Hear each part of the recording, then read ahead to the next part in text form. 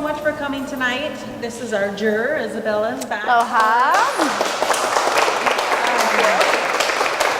She's gonna take you on a little tour around the gallery, starting in this direction. And we have about an hour, maybe a little bit over an hour for her to talk, and then she'll take a short, area of questions at the end.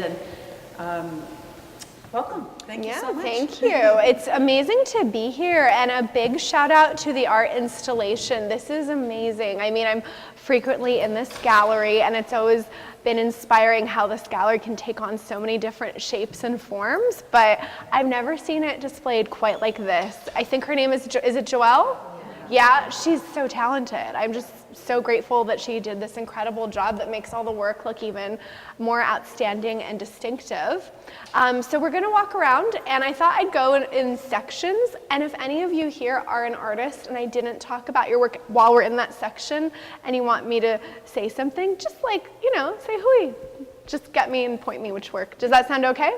Yeah, okay, great. So let's start in this way, and then we'll go around the whole gallery. So the very first work right here behind the desk, I've always just loved sacred geometry, Islamic geometry in general, and I was drawn to this work, and I tend to be drawn to media work or things that were probably created somehow with a computer, but this is just outstanding. I thought it was such a neat play on sort of that historic tradition, if you're very familiar with Islamic art. Do you guys ever go to Shangri-La, the Doris Duke Foundation on Oahu? To me, this was reflective of some of the patterns you might see there, but in this really, really fun contemporary way. And obviously, being a mother, having children where I'm trying to get them to eat fruits and veggies, I don't know, it resonated with me. It's a beautiful work, so keep going.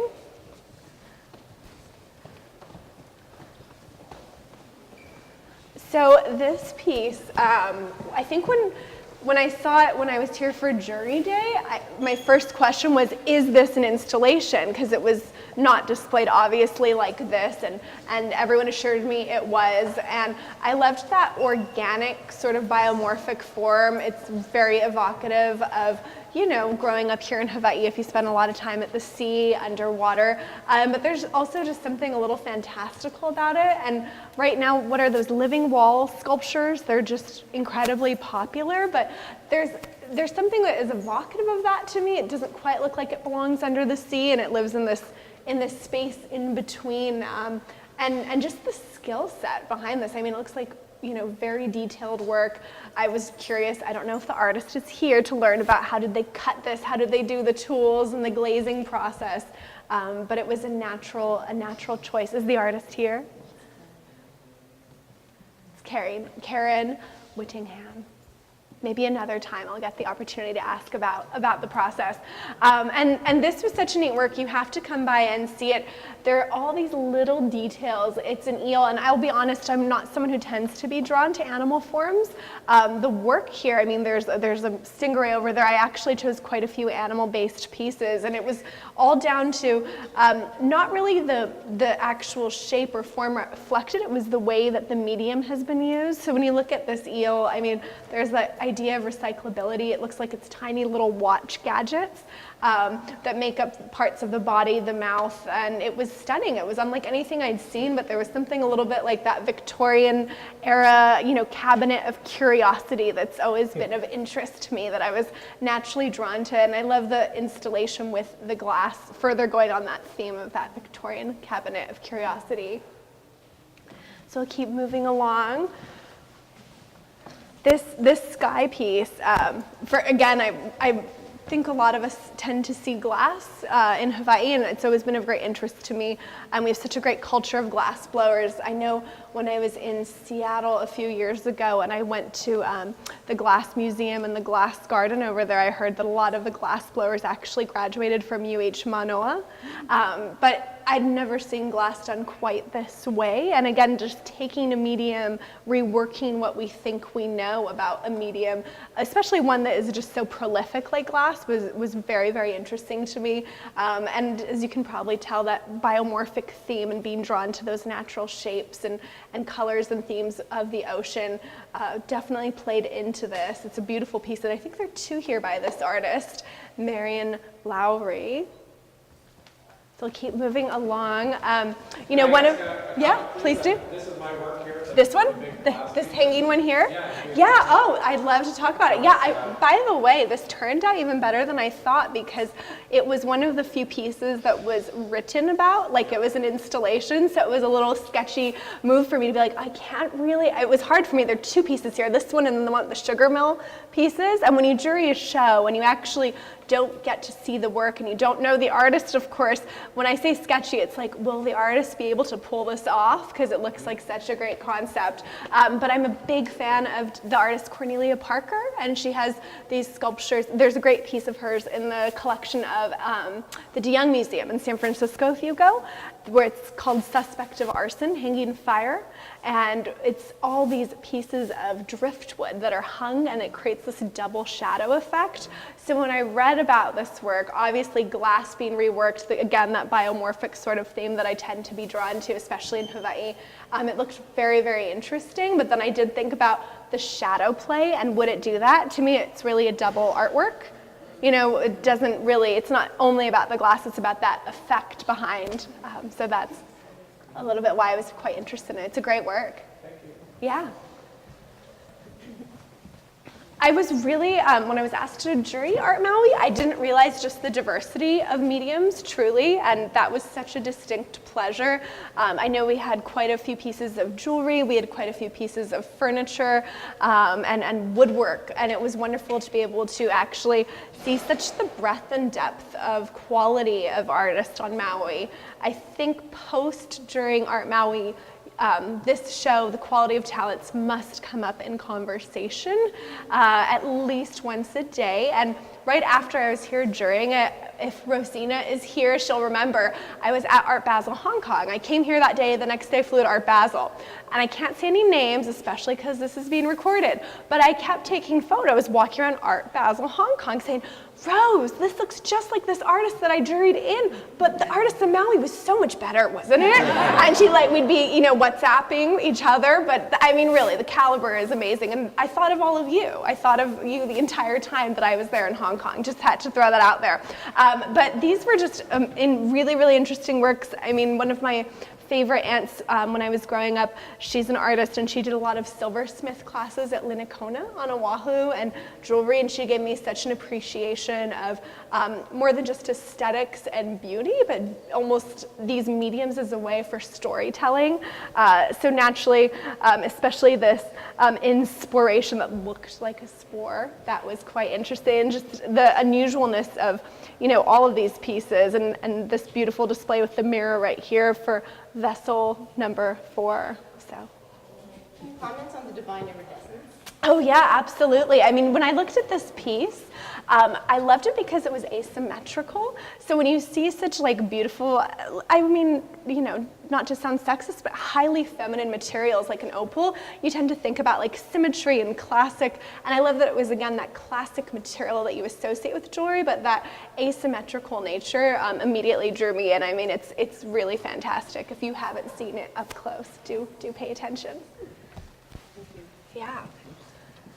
So moving along, I'm a big admirer of anyone who takes a lot of time and patience with a medium. Growing up with a grandmother who was a seamstress, I was really drawn to this piece, Exhaustion, because I feel like not a lot of artists are working in this. I mean, is this applique? Right? Is this what is it called? What's the method called? It's a painting that has been stitched. A painting that's been stitched. But I was just drawn to it because it's something you just wouldn't tend to see, and I loved how almost very pointillist when you're really up close. And when we first pulled it out, it was, what is that? And I don't think I got any titles when I was jurying. I didn't, right? No names, no titles, nada, right? So it was something that we had to step back from and actually go and see that image. And I mean, it really looks, and it's neat to be here now and actually see the titles, but it really looks like an exhausted little person who's probably with his mommy out shopping and doesn't want to be there. But again, just using this medium, it's not at all, I think, when one thinks of contemporary art, what they would expect, and that was the beautiful surprise, and just honoring someone that's taken that much time and attention to detail. I really admire that. I'm glad whoever this artist is keeping that alive. She. Oh, great. Awesome. This is so much fun. I did recognize this butterfly in my other life. As you know, I have a beverage company, Shaka Tea. It's a mamaki tea company. I'm actually moving to the Big Island to become a mamaki farmer at the end of June. No joke. I'll still be very involved in the arts, but I mean, being mamaki is the host plant for the Kamehameha butterfly, I recognized that, and of course I had to let it in, because most people don't know that it's our state insect, and mamaki is a host plant for it. And all these pieces, I mean, this just felt like it was a mini, I think someone asked me a question, what was one of my favorite artists in the first talk, when I had that terrible hemiplegic migraine and I could barely speak, if some of you are there. But it felt like it was a mini Hermione Splash take, but then right there in that little piece, I feel like I can look at it and see something else.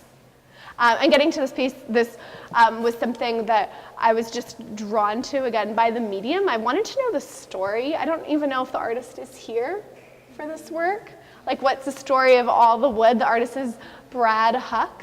I'm always interested in, like, materials that appear to be possibly found. Is there a story? Was this once an old home? Is it...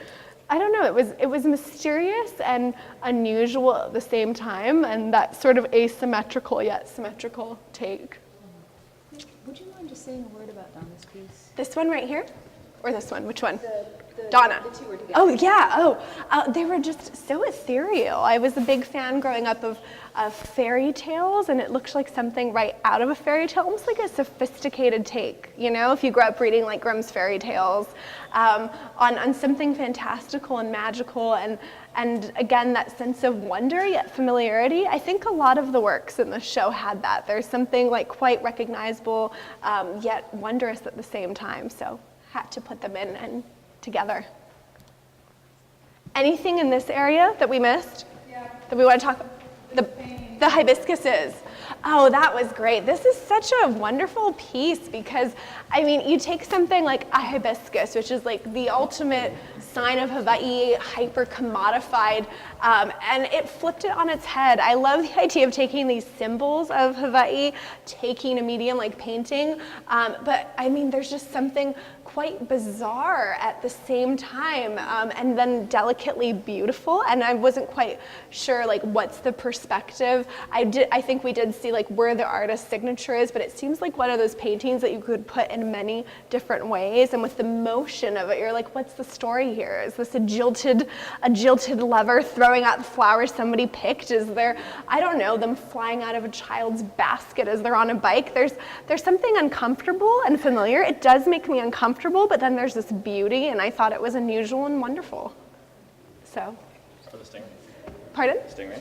The stingray. Oh yeah, no, I mentioned that earlier, the manta ray. I'm not someone who tends to be drawn to animals, and there's a lot of animals in here, and it goes down to just the usage of material. I mean, it's not at all what I would expect. It's incredibly original. Obviously being like in Hawaii and the connection to ocean life, it's just really nice for me to see all these like hyper popular, if you put on your tourist angle lens, themes, and then reworked in a contemporary cutting edge manner with such an attention to material and detail. Okay, so we'll go this way. And again, I like how everyone is like, what about this one? What about that one? So keep doing that. So I really enjoyed looking at this work, and I think this was one of the ones where I had to ask the jurors if they all came together, because you know, when you're jurying this, there's just a bunch of work out and you're not quite sure. And just like that, and when they said, like, when the organizers said as I was jurying, like, yes, they are meant to go together, the triptych, I thought that was incredibly inventive. And you know, again, that usage of materials, that obviously there's like a dialogue going on, a repetition of pattern, a complementing pattern and theme, and there's something so intimately familiar of, I don't know, the 60s and the 70s, and like dresses your tutu wore, and then at the same time, very, very, you know, the feeling of surf culture and something of the 21st century at the same time. I think that sense of nostalgia, which I also see in the hot laulau behind us, it's nice that, you know, Joelle hung these. This is exactly how I would have hung these in that dialogue. So that's a little bit about this work that I love. And this was such a fun piece. Actually, I really did see a piece at Art Basel Hong Kong by an artist that goes for, I think, in the 7 figures, but this one's much better. I can't say the name of the artist because that would not be proper and it's being filmed. But this was, I know this is one of the ones that I was like, I think really fast WhatsApp. He was like, but it's so much better on Maui. Can you believe it? But this is great. I mean, it reminded me of a brain. You know, it does. It looks a bit like a brain, a bit like a pumpkin coming out of a brain. Such an unusual contrast going on, and it seems like there's a lot of tension with the piece, yet it all comes together that when you don't look at the individual parts that make it up, you see something quite calm, and I feel like you see a lot of like almost spirituality in it. But again, when you break it up, it doesn't seem like it works together, you know, and that's really neat when you look at a piece broken up and then all together and how different the feelings you can get. And what are the materials? Because when we were jurying, we didn't get to even see. Is the artist here? So tell. It's paper mache, found objects, a wire armature, and foam. That just is so much tension. Yeah. And then the way he did it. And it's just like floating on the piece so it can fall over. And that's intentional as well. So I want to create like a really disparate kind of random object that's ambiguous, so you don't really know the meaning of what it is. It's just kind of. But it so works when you're far away from it. I think this is a piece that when I was drawing it, when you're up close, I wasn't sure. Then I stepped back and was like, definitely.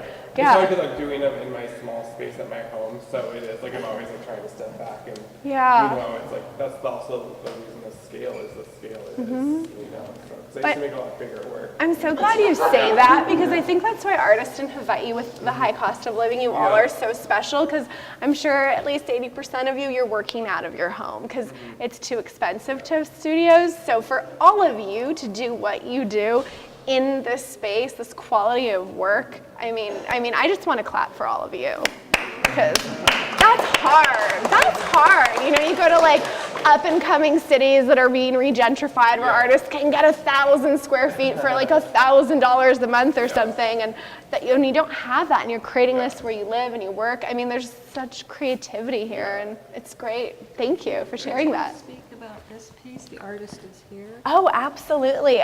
In my very first internship in the arts, at the Verilis Center for Art and Politics, when I was literally, I feel like I was a child. I was 20, 19, 20.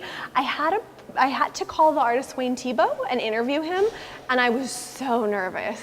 So, it was the first famous artist I was speaking to besides Masami Teraoka, who I knew growing up here, like very famous person. And immediately when I saw this, there was something like Wayne Thiebaud-esque, that there was, again, that feeling that I loved, but completely different, you know, like I felt like if this artist, Elaine Shapiro, had been in a show with Wayne Thiebaud, is this Elaine? There you are. I feel like that would be a really great show. There'd be something about the cakes and the series, and like, look at this medium, the flatness of it all, but also just the contrast and how you've approached it. So we got to pitch that to someone, right, Elaine? Like Wayne Thiebaud and Elaine Shapiro, right here. Do you see it? I see it. He was very nice on the phone. He was quite nice to a nervous 20-year-old. Yeah. And again, I wish Joelle was here. This is amazing. It just feels like one narrative, and with the color theme and the feelings of the water and Hawaii very much, and the theme of travel and movement. She captured that so well. I mean, I feel like we need to go around the entire room, but I mean, obviously with the ship here, the steamboat, and then that looks just sort of like something reminiscent of a sugar mill, that narrative component, that felt like there was maybe even a familial story within this piece, someone's story, that was quite enchanting. And then going again with that movement theme, you know, whether it's a hula dance or whether it's a stand-up paddleboarder, you know, going here to the surf, and as you just keep traveling, I mean, look all the way to the map. There's something that this narrative works so well. It looks like it's a history of navigation and how you get to Hawaii, however you get here, and at the same time, like an ode to a lot of the sports that are indigenous, whether it's surfing, whether it's canoeing, etc. And it's a beautiful hanging. Really, why is Joelle not here? She's so talented. This room works well. It looks like this is a thematic show, and all these works were curated together. And it even goes to the piece right behind me. And that was really neat, because I think it was a scene that was something that brings a lot of people joy. It's so of Hawaii, but the medium right here of what the kite surfing material is, you know, when I went right up to it, I wasn't quite sure, is this paint, is this plastic? I think I decided upon my head it looked like it was plastic. If the artist is here, I'd love to know more. Is the artist here? It is Edward van der Velde. No? No? Okay. Well, moving along. So I think when we get into this space, there's something about a lot of these works that is again that idea of like wonderment and familiarity all at once. You know, woodwork is something that when you grow up here, I think you tend to have a deep appreciation of. Probably large umekes are some of the first things you recognize, and koa wood bowls when you go to like your ancestors' homes, and that's what they'd collect. And this was really interesting because it seems to totally honor the shape and form of what this wood once was, being upright, but then in a very like modernist way. It looks like it's right out of, you know, the 30s to the 50s, carved into things. It felt very like sensual to me, almost like a shape and a form and a body. I wasn't sure if that was the artist's intent. Is the artist here? Okay, it's fun. This is more fun for me, right? Because if the artist is here, I can put them on the spot and be like, now tell me all the questions. Because you know, when my background is really thematically curating exhibitions, so when you jury, it's just so much of like a personal, you either really like that work and you feel like there's been talent and skill or not, but you don't really know the story. And coming from such a cerebral, conceptual, every show is trying to basically be a thesis on an issue or so forth.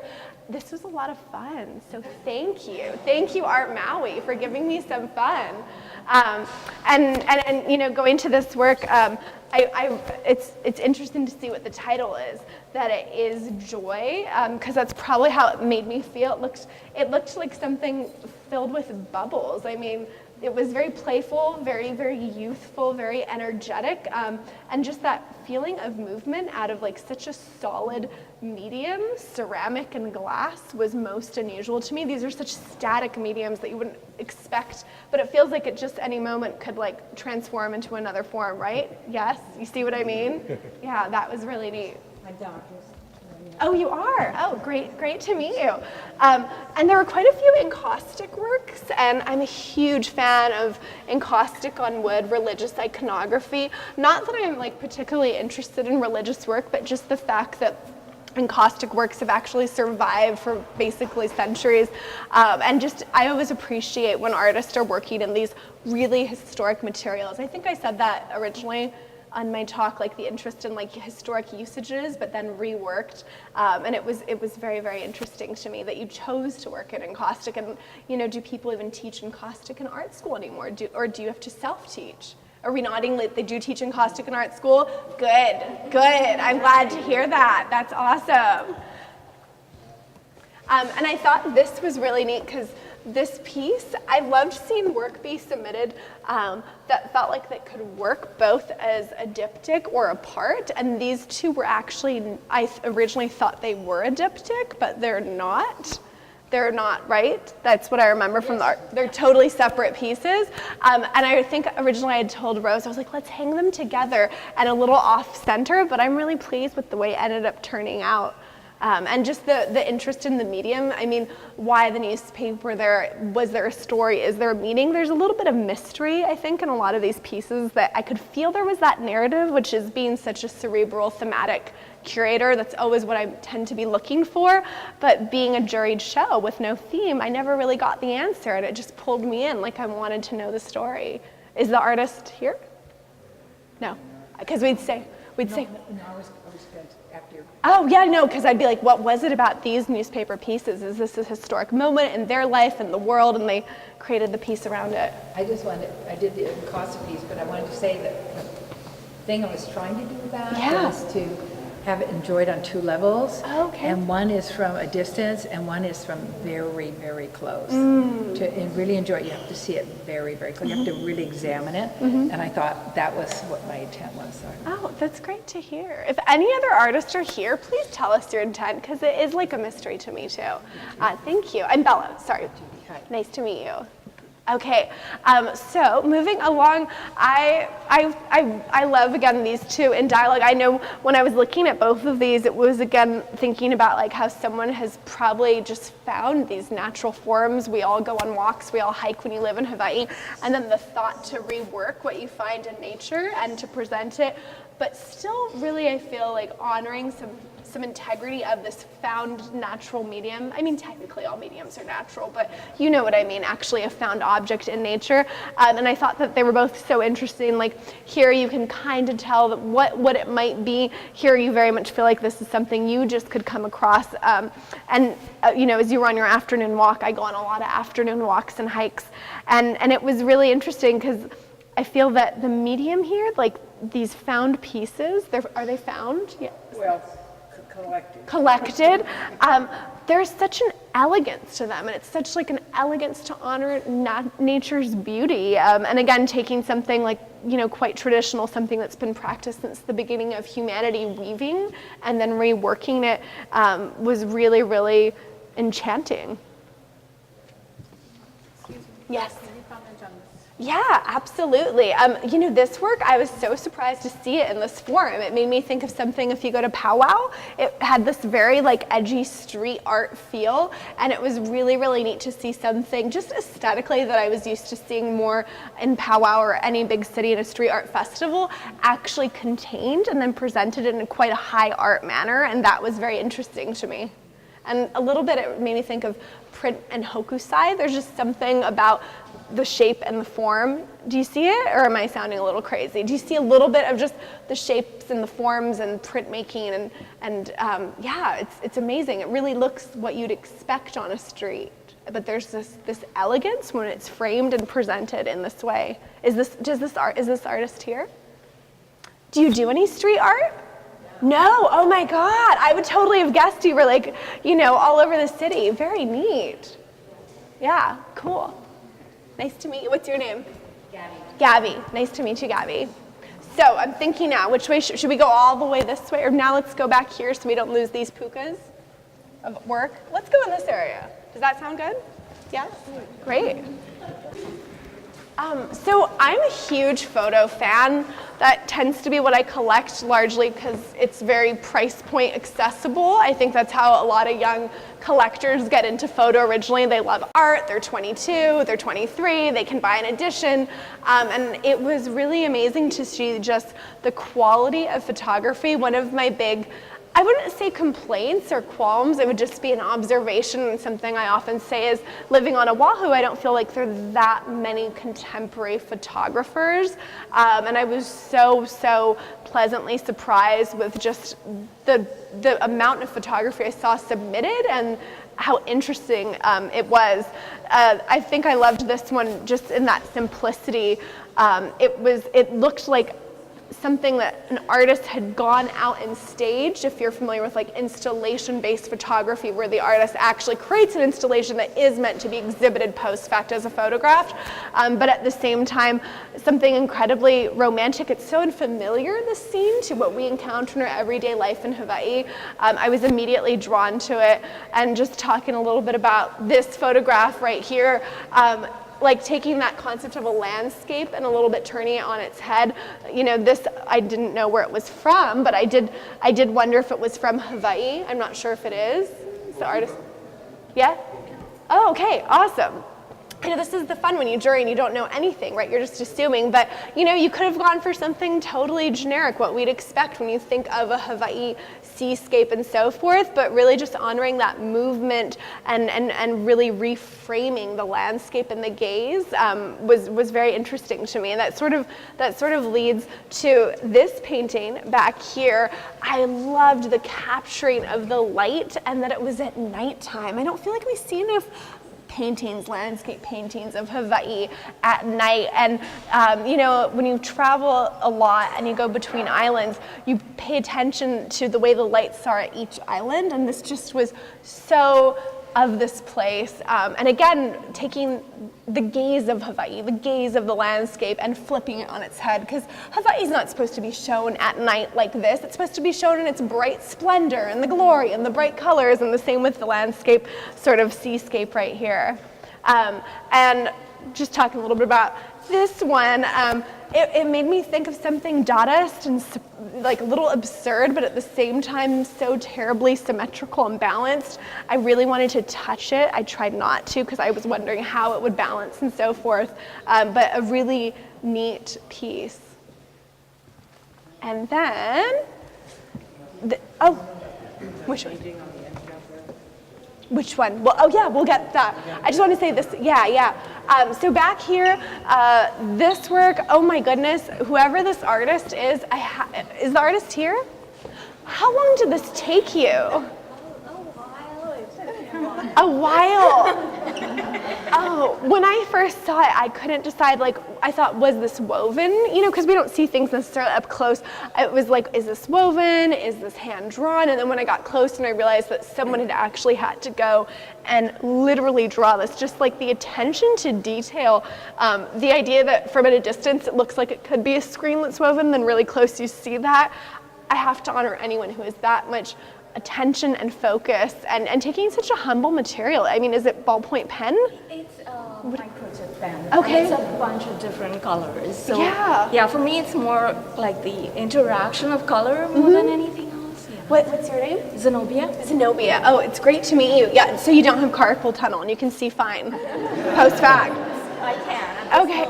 Any guesstimate? How long did it take you to create that? I did it over many days because Okay. like your shoulders get exhausted. And You're making me feel like just this, just hearing you, right? yeah. So I just like over many days, for a few hours every day. Yeah, oh, it's very interesting. Again, just that material, like the medium, you would never think just simple pens, whatever they are, could become something. Yeah. So just knowing the amount of energy that went into it, it's really, really interesting. Yeah. And then this work, I mean, how could you not just fall in love with this peaceful, beautiful face and again, the material. And this was another piece that when I was, right after this, literally the next day in Hong Kong, there was another artist who was doing something a little similar, and I was like, Rosina, the one on Maui is just so much better. How come they're not here? There was a lot of these WhatsApp messages. If my phone gets hacked, you'll see them. But right.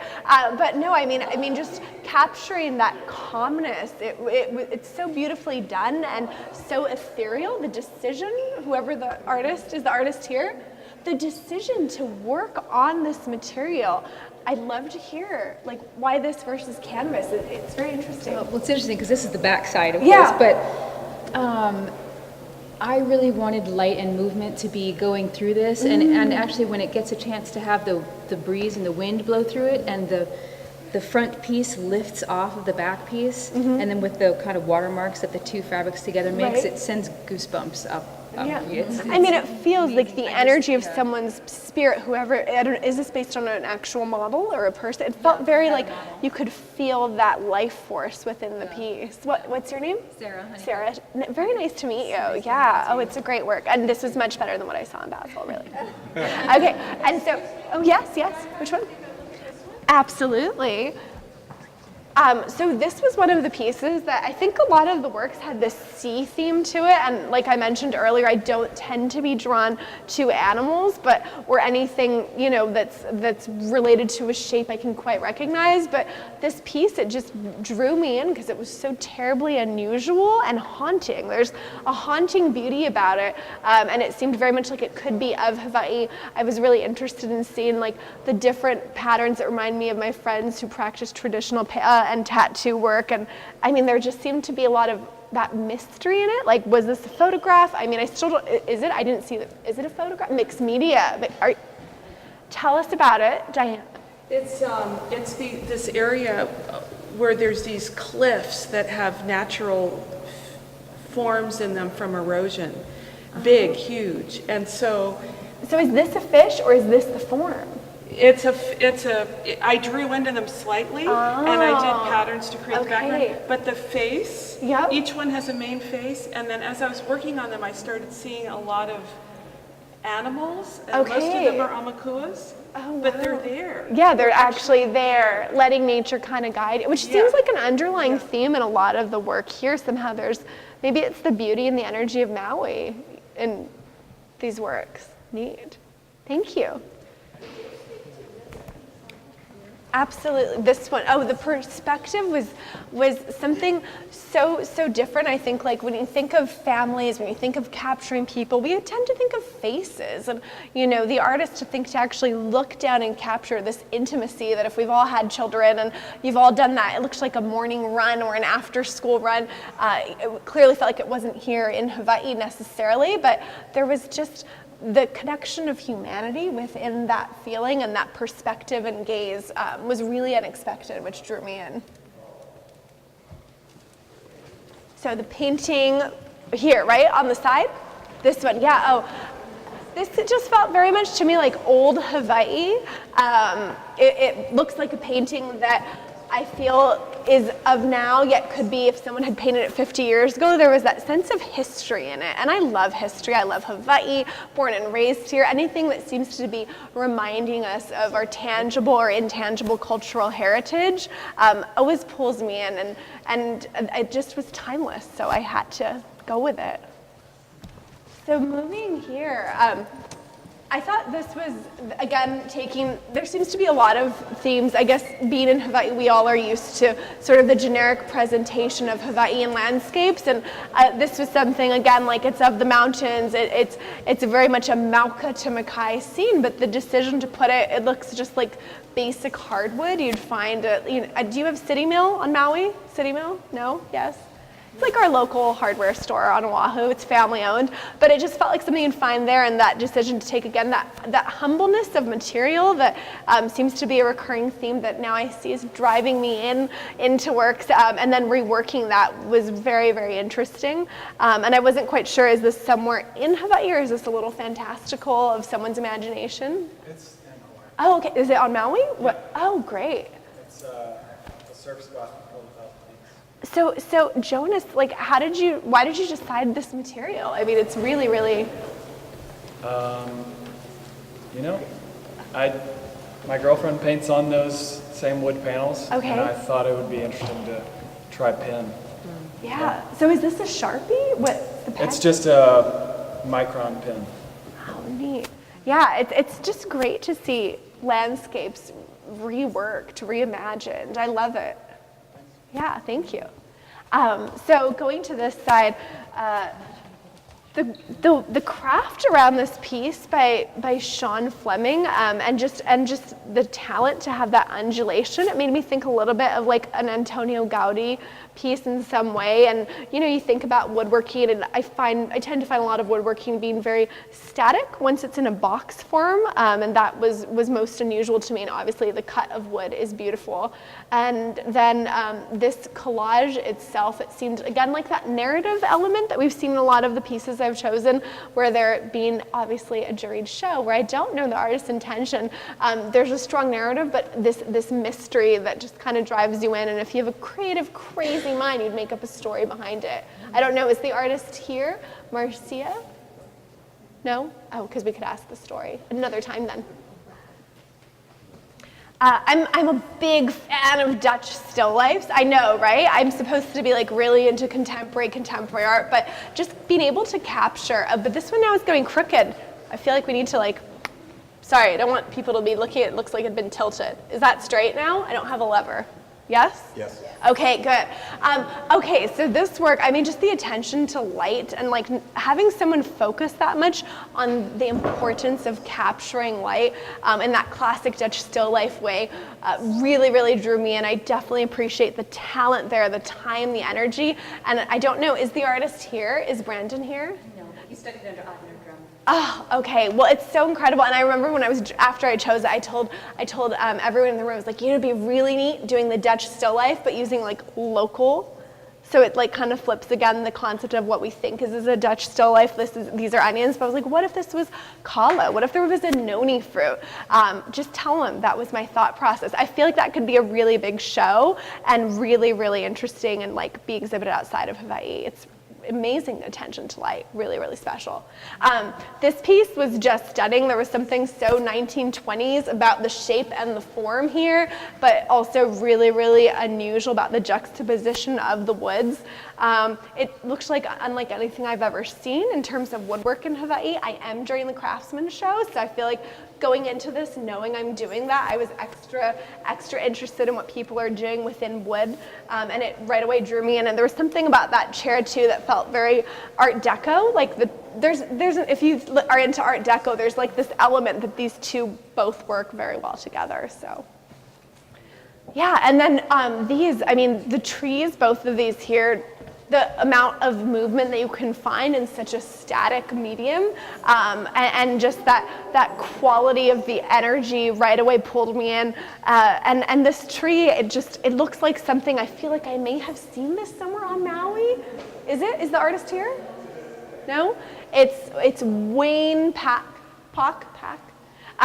But right away, I don't know, there was an element of familiarity, but it was that movement and taking a tree, and for both of them being able to capture that, and then just to put like the myna birds in this piece, it made me think, like myna birds are something usually of an annoyance and a nuisance, and almost to elevate them as the main star in this, it was most unusual. It was, again, like very reflective of Hawaii, but not something you'd necessarily anticipate to see. You'd expect to see like one of our endemic beautiful birds, not necessarily the humble, annoying myna bird. It's a fantastic idea. So, where should we go next? I'll go to this one. So this piece, the canoe plants, I really loved this one. I'm very interested in farming and canoe plants and endemic plants in general, and just deciding to do this as a print, and seeing, I think a lot of the printmaking that I've seen lately, it's either all text or it's all more this narrative, about shapes, forms, people, what have you, but deciding to put them together is a really, really, for me and what I've seen, I go to a lot of printmaker shows on Oahu, a lot of my friends are printmakers, was really unusual, and I loved that the decision to put all the different canoe plants was actually of the earth, but the artist, it's Caroline Kilhor, is she here? Kilhor? But the artist decided not to actually show those shapes and forms. So if you read this and you're like, beginning and right now it's very, very, of great interest to think about canoe plants and what should we grow that's actually local and eating more locally. If you didn't actually know it, you might be interested to go later and Google it and Google some of these things. And I think that's always fun. In the era of Google, we often go somewhere, you read something, you're like, what is that? What's pia? Pia, I think it's arrowroot in English, and that's how pia really comes from. I wondered how many people here would actually know all of these, whether you're Kanaka Maoli, Kama'aina, or a long-time Hawaii residents, and what would the Google effect be? That's my piece.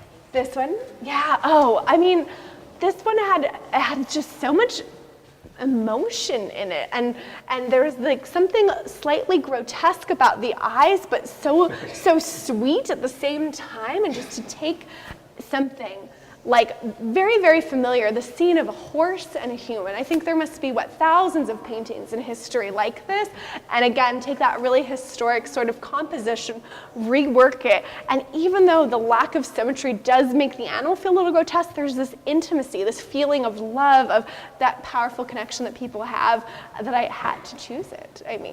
Is there any story behind? That's exactly what I was intending. Lynn, are you a big animal lover?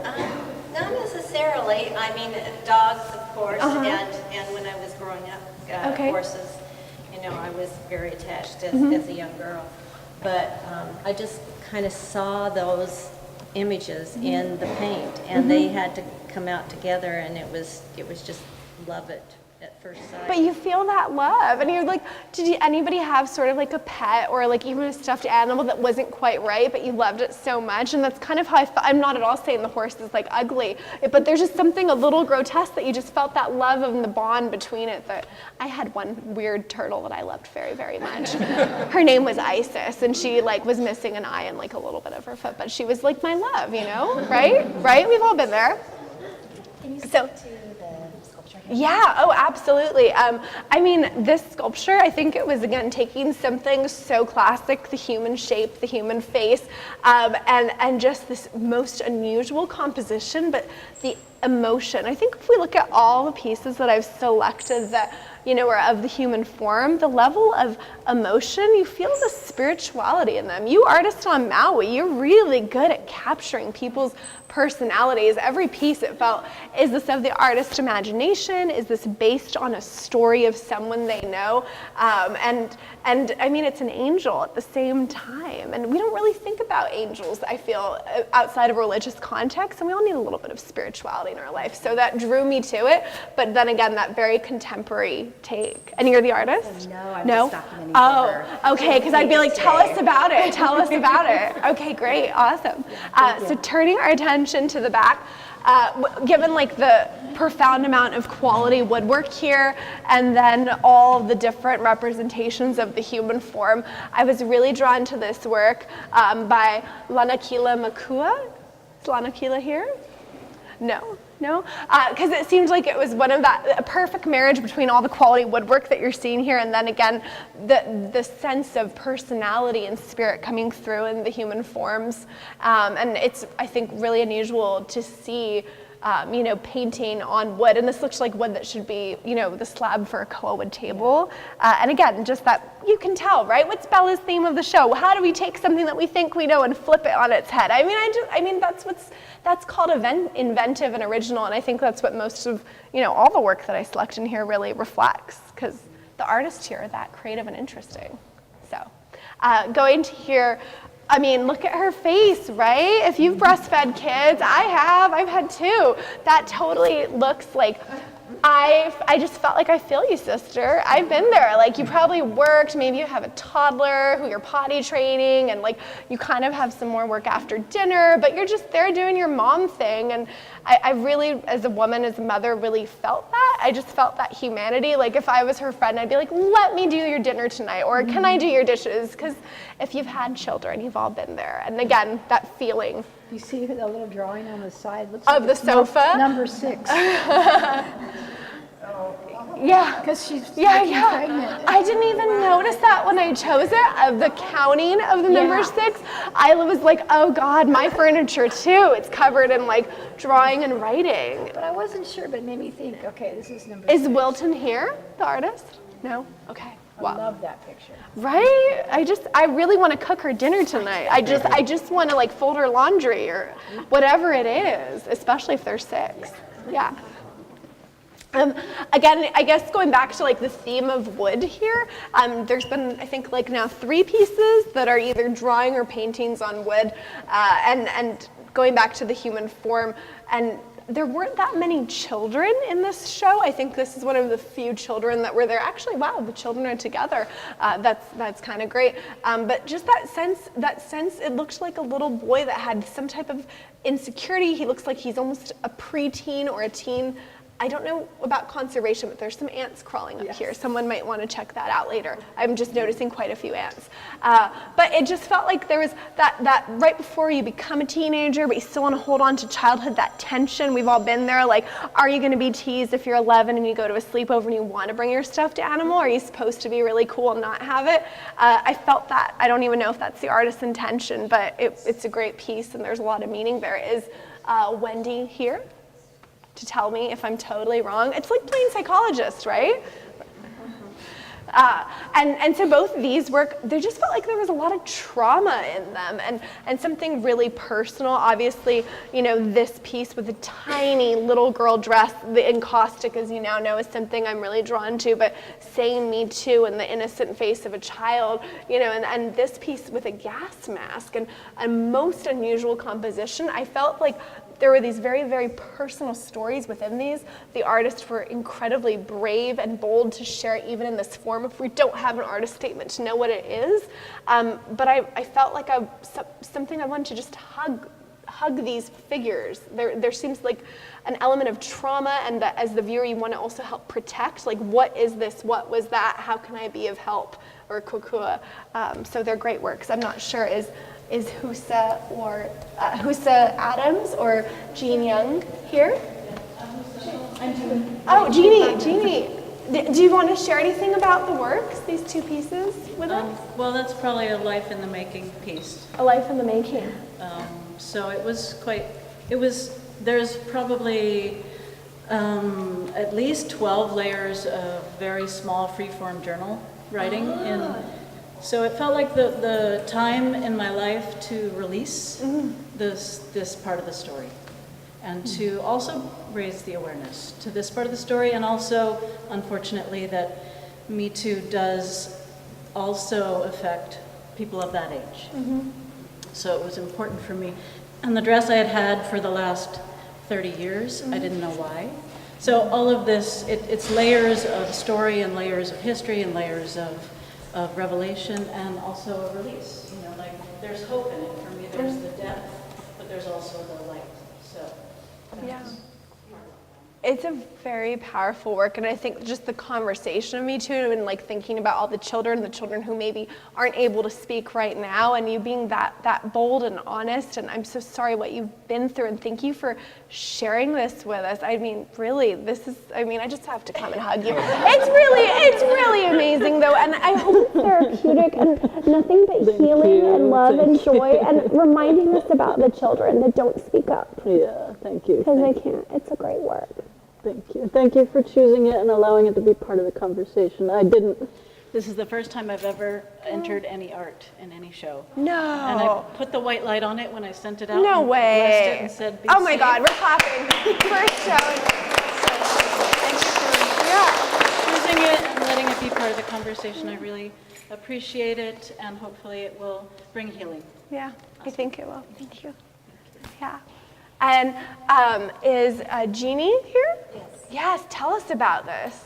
This one I called Toxic Environment, and I submitted 2 pieces. One was how I was raised, and one was how I'd like my girls to be. Okay. And Madame Donut in her superhero was how I'd more like my girls to be, and the roses kind of represent histories of women with their air supply being cut off by tradition and what they're supposed to be, rather than anything that they might like to personally be as an individual. I love that.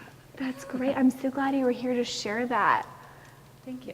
Yeah, and it feels like, I guess that feeling of trauma I got from it, that like feeling of repression of some sort, it really does come across, and it's so wonderful to hear in the artist words. I had a famous artist tell me one time, a male portrait artist tell me that there's no women doing great art. Otherwise... Oh my God. I'm not allowed to say motherfucker, but I said it. I took it as a challenge. He said, tell your story. Tell your story. Yeah. And I was like, well, my story isn't very politically correct. You know, it's not something that you can talk about in polite company. But I thought about how I might tell that story in polite company. And so my daughter, who's here, posed for the painting. And she was super excited. It took over a month and a half for the gas mask to get here from Russia. Oh, wow. Did you buy it off eBay? Yeah. Okay, very interesting. Yeah, great. Thank you for sharing that with us. Oh, we only have 10 minutes. Oh no, I'm being told to like holla holla. Oh wow, it's 5:57. Oh dear. Oh no. Okay, you know what? We're gonna make it how about, since we're supposed to be out of here at 6, right? And it's 5:57. 3 works. Who wants to choose them for me? First 3 hands. Okay, I see one. This one. Okay, what are the other 3? Yes, you're next. Which one? That one. Over there. Okay, and then the last one. This one right here? Okay, 3, good, I'm good. We'll do it 1 minute each. All right. We'll be out here on time, I promise. Okay, I'm a big fan of Frida Kahlo and those Kahlo lily paintings. Going to her museum in Ciudad de Mexico was one of my favorite experiences, and there was something, obviously this is very much of Hawaii, but it was a photographic, evocative feeling of capturing that pure beauty that I feel, if you know Frida Kahlo's, the Kahlo lilies specifically. Sorry, not Frida Kahlo, Diego Rivera. Sorry, there we go, right? The lovers, star-crossed, you think of them. When I'm thinking of those works, there was something about that it really just honored the shape and the form. Yet it was obvious that this was a stylized, like actually placed piece, and I think it's really rare to see nature photography where it's not like actually the natural setting and the artist has put it in a certain position that it doesn't feel that the elements of the shape and the form, nature's beauty are taken away from it. If you get, I think I'm getting a little tongue-tied because I'm like 3 minutes, I gotta be really quick, right? But a big fan of photography again, and it's so of Hawaii, yet again that unexpected twist. And then this piece, just sort of recently having like the large featherwork show that I saw in San Francisco when it traveled. I was living in San Francisco for a few months before I moved back home to Hawaii in 2016. I've been very interested in featherwork, and now when I go to Bishop Museum, if you go to the kahili room on the first floor when you get to Hawaiian Hall, something about this seemed again taking like these traditions and history of Hawaii, but reworking it in a very unexpected material and lens, and that was of great interest to me. And when I think it was presented for jury, it was on a piece of white paper, and I wasn't quite sure if it was intended to be hung that way with the white behind it. I love it like this. This is even better because this is sort of that natural color that brings out the natural fibers within it. And then the last piece, right? Are we good? Are we good, Rose? We're good. Oh my God, 5:59, we can do this. I could talk about everything. Oh, the family. This is such a politically great piece because I really am, okay, I'm gonna offend people. Oh no, everything's always on film. It makes me feel like I shouldn't say things. I really am anti-gun violence and having individuals own guns. And to me, this, how could you not choose this when you see what's going on in America right now? And having the size of the child, I mean, I think I only had wished that the man and woman were a smidgen taller, but maybe they're on the short side. But just the feeling of like, that's how big, like you read stories like a 2-year-old was at Walmart and they found their mom's gun and they shot them accidentally. I think it was the scale and the scope. I think this is a great piece and we should set it to the NRA. But yeah, okay. So last piece, 6 p.m. We're on time. We're not getting in trouble. Right. So again, the quality of encaustic and photography. I think more people on Maui are doing incredible works using the encaustic method and photography than any other island. I'll go on record to say that. And this again seems like something that was like, I wasn't quite sure, is this shape like of a more traditional surfboard, like a rounder shape? Sometimes you see these like heirloom wooden surfboards that they look like they're actually for display, not actually to use. And it made me think of that and just that beautiful symmetry, and you can very much feel like this is of Hawaii in honor and reflection somehow, but you couldn't quite put your finger, like, is it a surfboard or is it supposed to represent a leaf? And there was that element to it. So I think that we are 6:01. Yeah, if you wanted to go, you could go, like, if you wanted to hit a few more, if the artists are here. Yeah, do we have time? I just don't want to get anyone 5 more minutes. Security comes to lock up, so we just want to make sure that we're all out by the time they come. But if there's a piece that an artist is here and you want to get Yeah, are there any pieces that an artist is here? We have 5 more minutes. Yes. The little ceramic thing right here. Which one? Oh, this was phenomenal. I mean, there's right now a lot of artists doing pieces that are, especially on Oahu right now, contact is going on, and there are a lot of pieces that are using like recycled water bottles, and I thought this was really neat because there's that element that you feel like perhaps this was an actual plastic bottle with the ribbing and the tubing around it, but then that very high skill, high art that you could tell was actually, not a plastic water bottle. And that juxtaposition, there's something so contemporary and then so classic, and the balance and almost that tension, going back to that other sculptural piece that the gentleman did that was all the different forms and shapes, that tension, I love that, and being able to capture that out of such a static medium. Yes?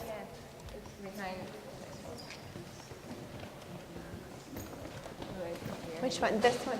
Oh, yeah, going back to just the form. When we pulled this out, it was all wrapped up in a tube. And I think I've said quite a few times, like, humble materials, but taking humble materials and making them great. I mean, just it looked like simple cloth that had been painted with the most painful scene. How could you not feel for this person? It looks like they either are pondering something incredibly deep and meaningful, or they'd had a very hard day. Being able to capture that, and then just the detail of like wherever this country or this place is, the cracking, cement wall, and then inventively putting something that clearly took a lot of time, energy, painterly talent, and quality on this raggedy material and hanging it. I love how it's hung with the clothespin. It's again that play that I often look for when you're working in a more traditional medium, like painting, like spinning that on our heads and capturing the feeling, like all the form and shape here. I don't think there's a single hollow representation of the human form in this show. I'd like to hear your thoughts on the photograph. Oh, yeah. This photograph, I'm so sorry. I'm trying to think of the artist that made me think a little bit about, he's a German artist, but completely different. But it was, again, that perspective.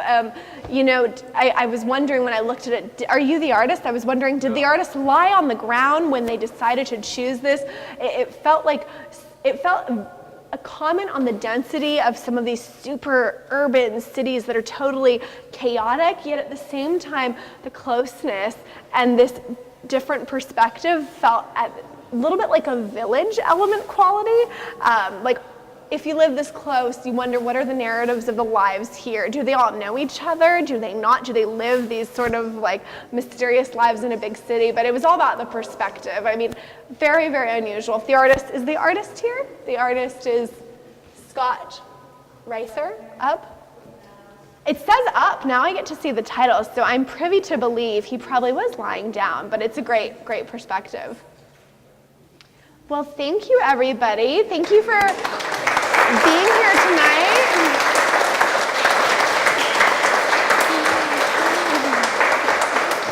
This was a lot of fun, and if there's ever anything I can do for anyone here in any shape or form, just email me. You have my email address. I think the art in here is just outstanding, and I love when there's great art in Hawaii, but I'm also a big proponent of, if you're an artist in Hawaii, like, go exhibit outside too. Show the world the talent that we have here. We are so much more than beach scenes and sunsets, so I hope all of you are applying to shows outside of the islands. The talent here is just world-class, outstanding, and it was so much fun to do this. Thank you. I'm honored.